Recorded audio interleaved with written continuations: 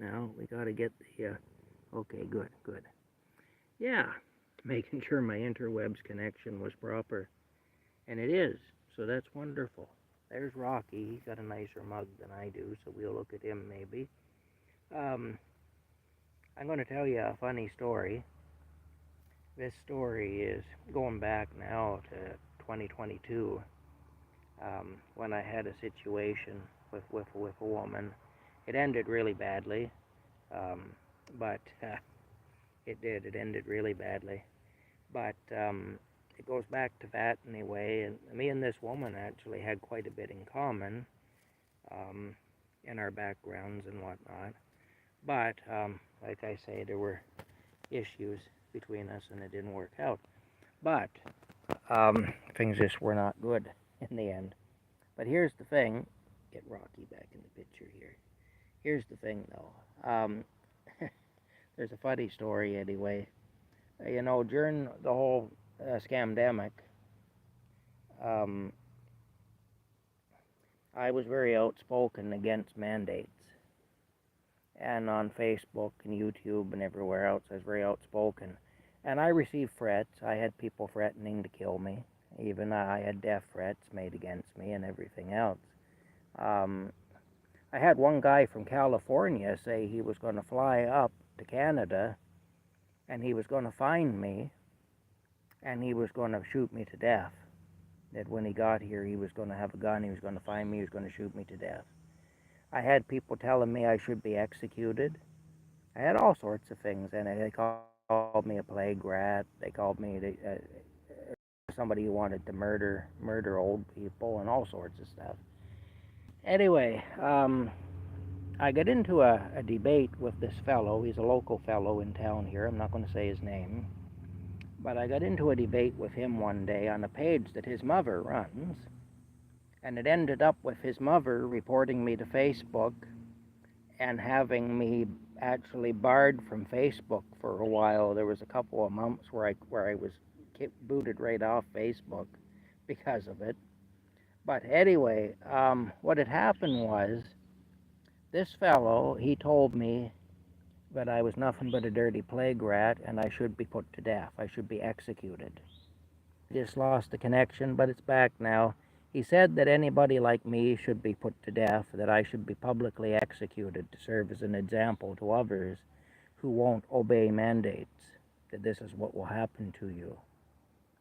Now this guy, at the time, the downtown core of Smiths Falls was all tore up.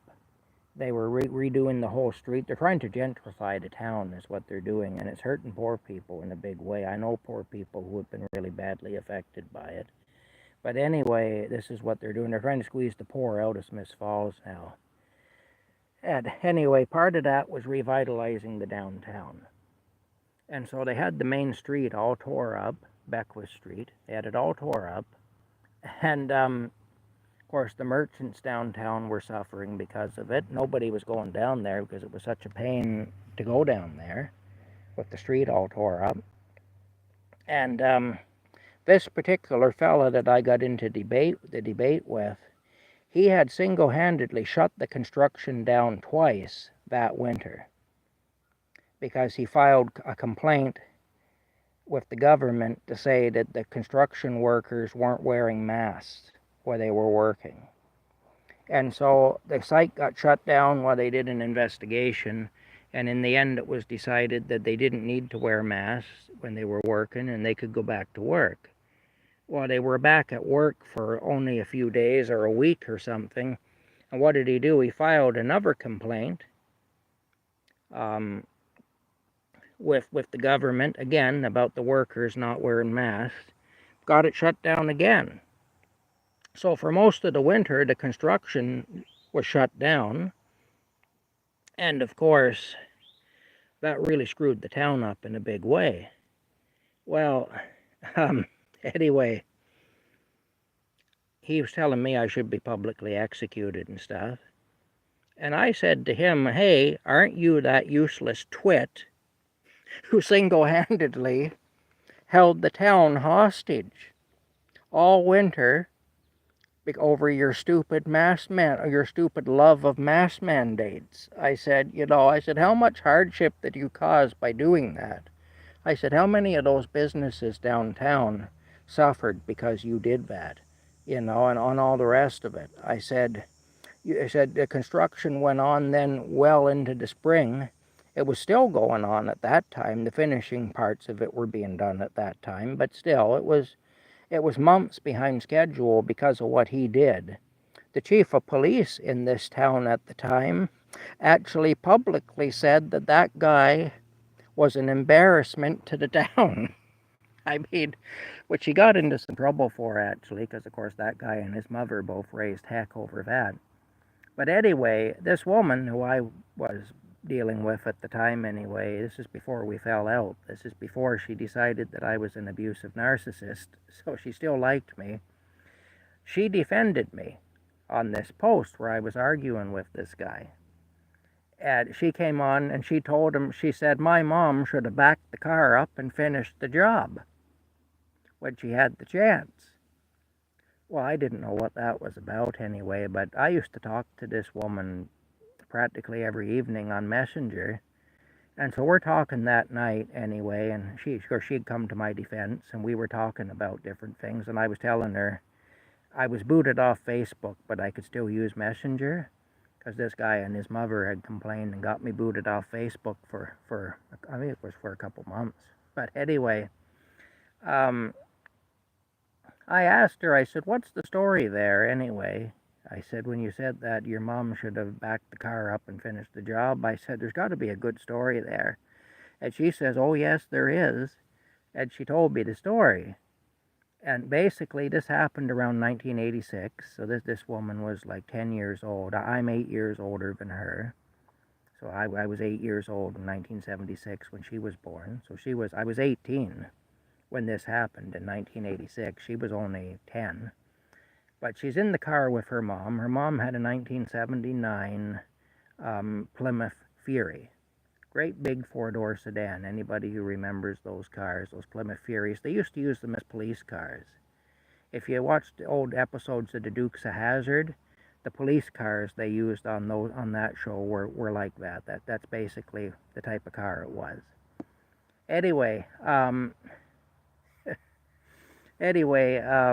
I guess this girl's mother was driving down the street, and she had her daughter, the lady that I knew, in the car with her 10-year-old daughter at the time in 1986. And this fellow who I'd had the fight with on Facebook, he was 10 years old as well. He's the same age as the girl and the lady that I was talking to at that time. Anyway, he come out of a driveway. He come down a driveway, out of a private driveway, out onto the street directly in front of the car. And anyway, the girl's mother run this guy over. He ended up getting a severely fractured leg out of it. Now, she got into a lot of trouble because she was drunk at the time. She was driving well impaired. And so she got into a lot of trouble over that because she'd now run over a child. Well, she was impaired. Oh, I mean, technically it was the child's fault in a way because he entered the street, into the path of a vehicle that was already on the street and had the right-of-way. But the fact that he was a child on a bicycle and she was drunk at the time did not help. It didn't help things anyway. But so she got into a lot of trouble over it. But that was the story. That's why this woman, she told the guy, because when he was saying how I should be put to death, she said, my mom should have backed the car up and finished the job, That's what she was talking about anyway. But yeah, that guy, terrible anyway. But he did. He single-handedly managed to get the town pretty much shut down for an entire winter and well into the spring and even into the early summer, because they were still working in the early summer, although at least you could drive down there in the early summer. There was at least pavement again and stuff. But I mean, yeah, I don't know how many extra dollars that cost the taxpayers, and I don't know how much hardship that caused for business owners, but this is the guy that told me I should be put to death. because I was against mask mandates and vaccine mandates and all that. There was another guy one time who I got arguing with on there that said the same thing. He said that he was from Perth, and he said that I should be hanged. I should be publicly hanged down at the Tay Basin, which is an area in the downtown core on the shores of the Tay River. And basically, they call it the Tay Basin.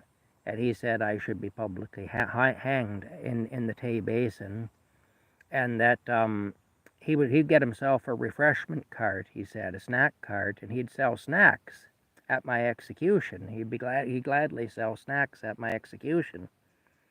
Well, my answer to him was, I strongly disagree with you, but I admire your entrepreneurial spirit.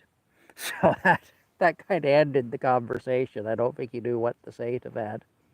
But anyway, a crazy guy though. If he'd stopped to think for a minute, they didn't want anybody doing anything like that. You know, running little businesses and whatnot. They were trying to put the little businesses under, and they were using this thing to do it. And so if he had actually done that, he might have found himself hanging there beside me. You know, if he had actually went down there and tried selling snacks at my execution. Anyway, that's just a story that, kind of a funny story anyway, that I was just sitting here thinking of that anyway. But, yeah, that's how it goes. Oh, hi, Linda. It's good to see ya. It's good to see ya. It is. Well, to see, to read your comment and stuff. So hello, and hello to Olivia, too. Rocky says meow, or he would if he was here. He's off gallivanting somewhere now, or sleeping somewhere or something. I put a great big rock on top of this thing so that I'd like to see the raccoons lift this. If they can lift that, they can have the damn garbage. All right. Anyway, that's it. I'm going to shut this down now. We'll talk later.